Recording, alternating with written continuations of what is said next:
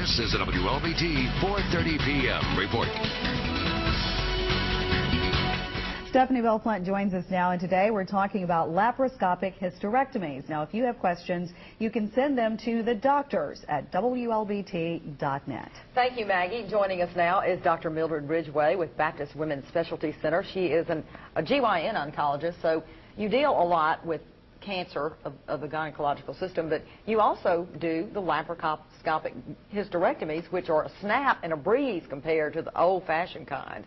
It does make a big difference. Laparoscopic hysterectomies generally have about 4 or 5 small incisions, all less than an inch in size, compared to a traditional larger incision. So the recovery is much faster. People can go home from the hospital usually within about 24 to 36 hours.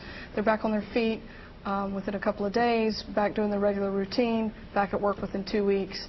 A couple of restrictions are longer than that, but that's more personal. Wow, that's amazing. Now, I remember with the traditional hysterectomy, you do get the incision, which means you have stitches, usually stayed in the hospital about 4 days, and it can be painful for a woman. It can, very much so. There's actually been studies that have shown a difference between traditional incision and laparoscopic surgeries regarding to the hysterectomy, and that pill requirements and pain requirements are much less, as well as blood loss is less. So those two things have been proven in many studies.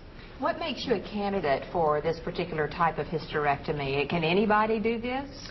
Any patient? Any patient, there are very few criteria that would prevent you from being able to have this done.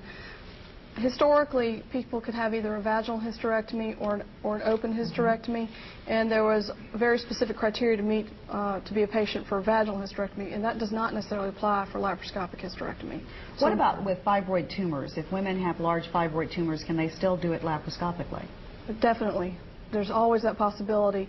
There's some fibroids that are so large that are actually up to the rib cage, and that would limit that surgery.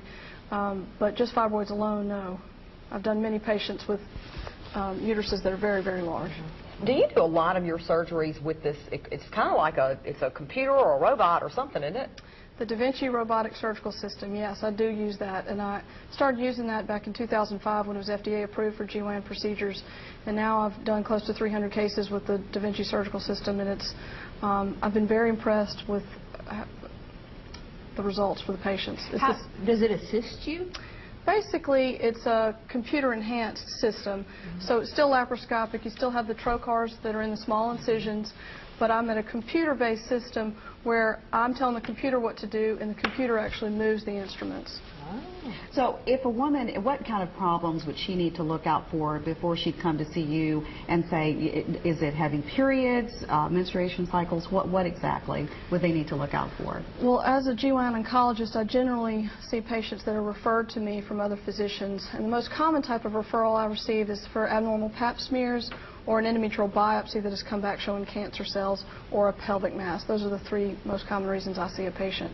But people who do laparoscopic hysterectomies, other physicians, including myself, do them for reasons such as very heavy bleeding or a known history of fibroids, that type of thing.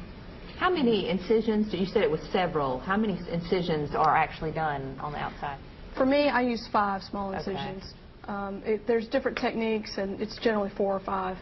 And you ever go in through the navel? Yes. One incision is right there at the umbilicus or the belly button. So she can leave you with a piercing before she No. If you want it. Or in my case, you could just suck out some of the fat. And I could just get tummy tuck while we're doing that. Everybody wants you GYNs to be everything, don't they? That's right. That's right. Dr. Mildred Ridgway, thank you so much.